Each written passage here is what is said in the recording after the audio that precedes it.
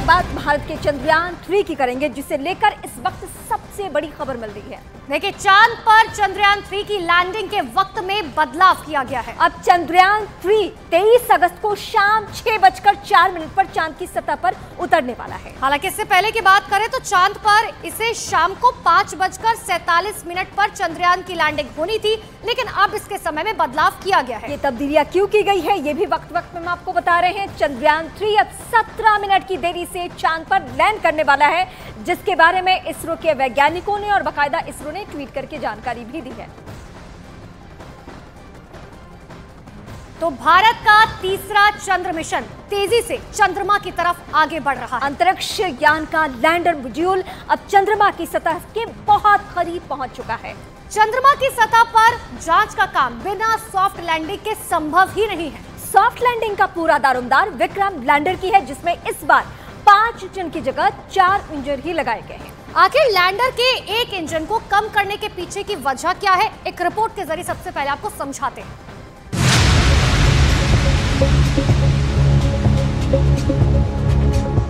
Vikram lander का चांद पर उतरना।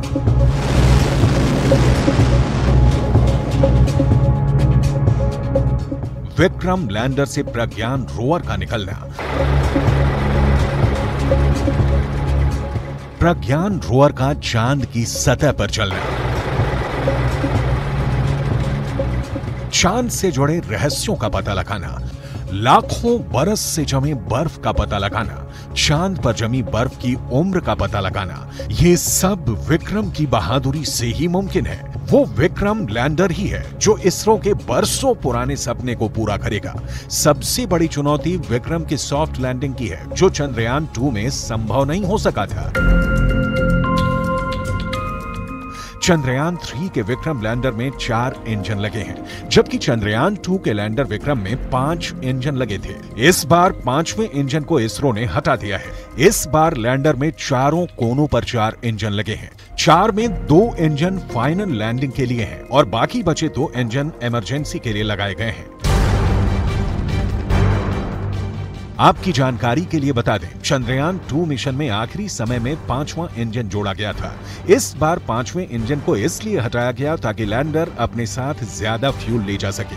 ज्यादा फ्यूल का मतलब है ज्यादा ताकत, यानी अधिक ईंधन के होने पर विक्रम लैंडर पूरी ताकत के साथ बिना रुके, बिना थके अपना काम कर सकेगा। क्योंकि चंद्रमा पर उतरने वाले पिछले सभी स्पेसक्राफ्ट चंद्रमा के भूमध्य रेखीय क्षेत्र में, चंद्र भूमध्य रेखा के उत्तर या दक्षिण में कुछ डिग्री अक्षांश पर उतरे हैं। इससे पहले अमेरिका चंद्रमा पर पहुंच चुका है।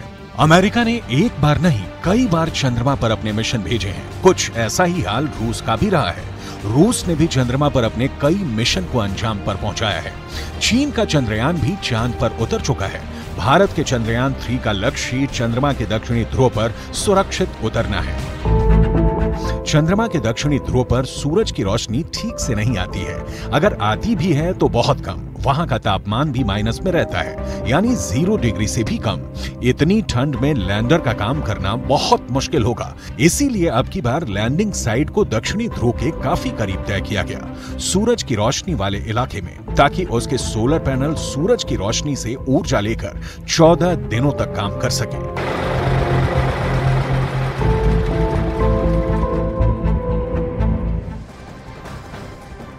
चंद्रयान 3 को लेकर विक्रम साराभाई, इसके अलावा एपीजे अब्दुल कलाम, इन सभी ने ख्वाब देखा था और अब इसरो के जो नए वैज्ञानिक हैं वो ये कदम दर कदम आगे बढ़ रहे हैं। देखिए, इंतजार उस बात का किया जा रहा है कि आखिर कब वो समय आएगा जब चंद्रयान 3 चांद पर लैंड करेगा, और हर कोई इस बात की उम्मीद कर रहा है कि इस बार जो है ये परीक्षण पूरी तरह से सफल होगा। सिर्फ हिंदुस्तान नहीं, पूरी दुनिया की निगाहें फिलहाल चंद्रयान 3 पर टिकी हुई हैं। चंद्रयान 3 का लैंडर और रोवर चांद के दक्षिण ध्रुव पर 14 दिन तक प्रयोग करने वाले हैं। यानी कि वो चाहे विक्रम लैंडर हो या फिर प्रज्ञान रोवर, चांद पर 14 दिनों तक ही क्यों सक्रिय रहेगा।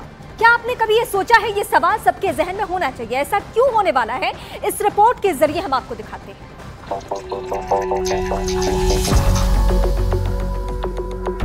चांद पर इसरो का मिशन 14 दिन चलेगा।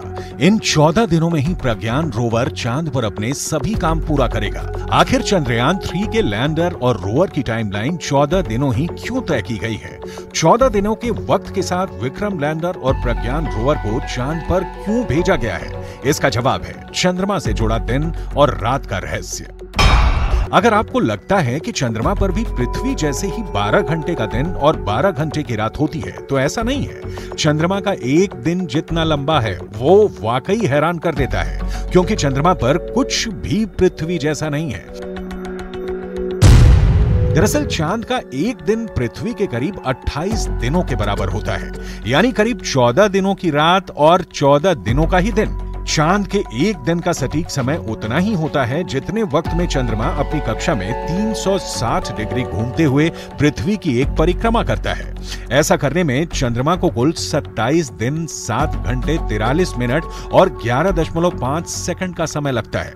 यही वजह है धरती के मुकाबले चांद पर करीब 14 दिनों की रात और 14 दिनों का दिन होता है। दरअसल चंद्रमा अपनी धुरी पर बहुत ही धीमी गति से घूमता है। यही वजह है कि उसे पृथ्वी के चारों ओर एक चक्कर पूरा करने में 27 दिन 7 घंटे 43 मिनट और 11.5 सेकंड का समय लगता है। ऐसे में पहले एक हिस्सा काफी समय तक पृथ्वी की ओर होता है, फिर यही हाल चांद के दूसरे हिस्से का होता है। चंद्रमा पर रात भी दिन जैसे लंबी होती है और रात के वक्त सूरज की किरणें नहीं पहुंचती, यानी चंद्रमा पर 14 दिन तक ही उजाला रहता है।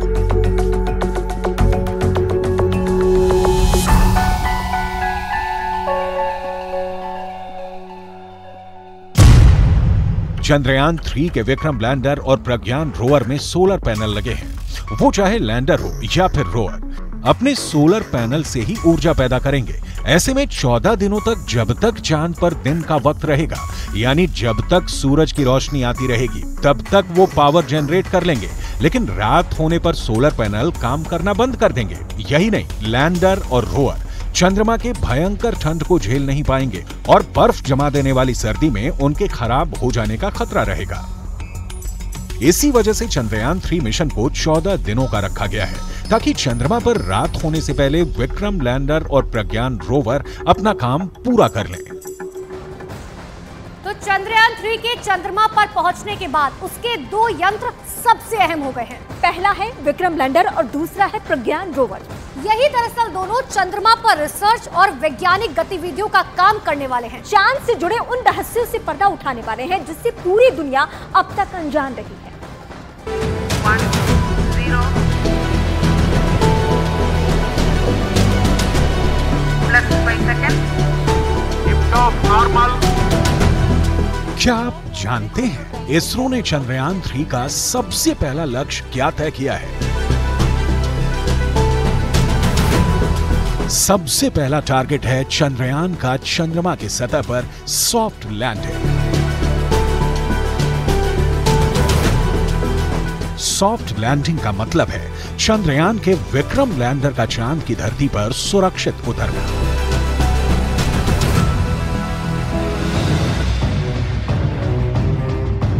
अब सवाल उठता है, सुरक्षित लैंडिंग कैसे मुमकिन है? तो इसका जवाब है, लैंडर इतनी कम रफ्तार के साथ चंद्रमा पर उतरे कि उसको झटका ना लगे, उसको कोई नुकसान ना पहुंचे। यानी चांद के दक्षिणी ध्रुव पर विक्रम लैंडर उतरेगा तो हौले से, लेकिन इस लैंडिंग की धमक पूरी दुनिया में सुनाई देगी।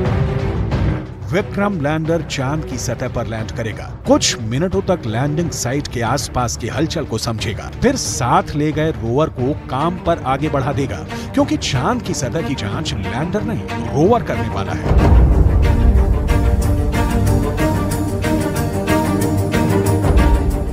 लैंडर के अंदर ही रोवर होता है। रोवर लैंडर के चंद्रमा पर सफल लैंडिंग के बाद बाहर निकलता है। लैंडर से बाहर आने के बाद रोवर चंद्रमा की सतह पर शोध करने को तैयार हो जाता है। इसरो ने चंद्रयान 3 के रोवर का नाम प्रज्ञान रखा है। चंद्रयान 2 के रोवर का नाम भी प्रज्ञान था।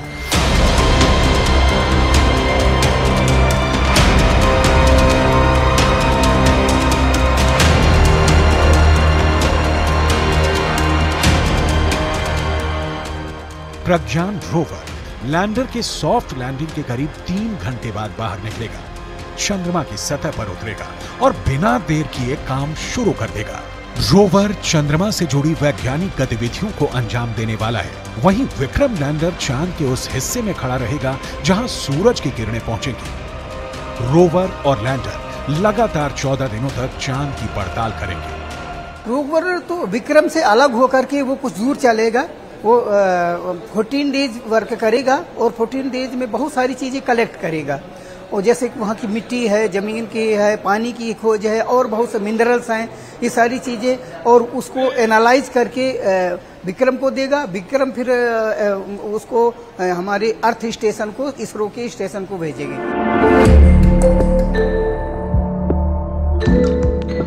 अब आपके दिमाग में ये सवाल होगा कि रोवर चांद से जुड़ी जानकारी 3,84,000 किलोमीटर दूर यहां इसरो तक कैसे पहुंचाएगा।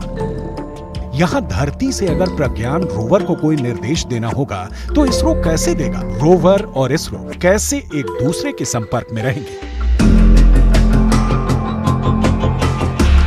चांद पर मौजूद प्रज्ञान रोवर सबसे पहले अपने करीब खड़े विक्रम लैंडर को सिग्नल देगा।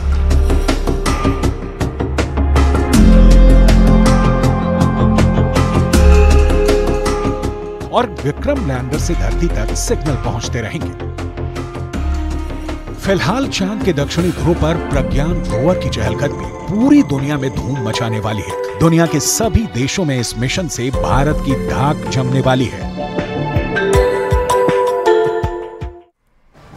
4 साल पहले चंद्रयान 2 अपने मंजिल के बेहद करीब पहुंच गया था, लेकिन धरती से चांद तक के सफर के आखिरी लम्हे में लैंडर विक्रम क्रैश हो गया।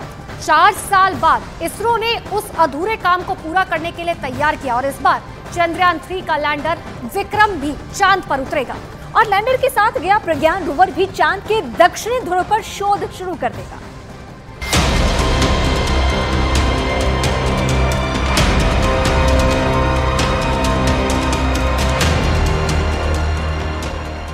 छह पहियों वाले इस प्रज्ञान रोवर पर पूरी दुनिया की नजर है। चांद की सतह पर यह क्या करेगा, कैसे करेगा, कब तक करेगा, खास से लेकर आम लोगों तक में उत्सुकता है। चांद पर चलते हुए यह चंद्रमा की सतह से डेटा इकट्ठा करेगा, उसके रहस्यों से पर्दा उठाएगा। साथ ही साथ प्रज्ञान रोवर चंद्रमा पर भारत के राष्ट्रीय चिन्ह के निशान भी छोड़ेगा। प्रज्ञान रोवर में कुल 6 पहिए लगाए गए हैं। इनमें से पिछला पहिया इस तरह डिजाइन किया गया है कि यह आगे बढ़ने पर अपने पीछे चंद्रमा की सतह पर सारनाथ में अशोक की लाट से लिया गया भारत का राष्ट्रीय चिन्ह अंकित करेगा।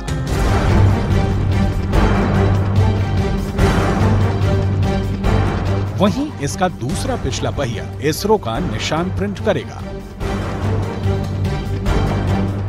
यानी प्रज्ञान के पहिए से उकेरे गए निशान हमेशा के लिए चांद पर भारत की मौजूदगी की गवाही देंगे। एक बार फिर देखिए प्रज्ञान रोवर कैसे चांद पर भारत के दस्तक की अमिट छाप छोड़ देगा। चंद्रयान का लैंडर सतह पर उतरने के बाद उसके अंदर रखे रोवर की बैटरी सक्रिय हो जाएगी, उसके सोलर पैनल खुल जाएंगे। इसके बाद रोवर चंद्रमा की सतह पर पहुंचेगा। सतह पर पहुंचने के बाद उसके कैमरों के साथ साथ और दूसरे पार्ट भी एक्टिव हो जाएंगे और फिर रोवर चंद्रमा की सतह पर आगे बढ़ने लगेगा। सेंसर और कैमरों के जरिए वो चंद्रमा के गूढ़ रहस्यों से पर्दा उठाएगा।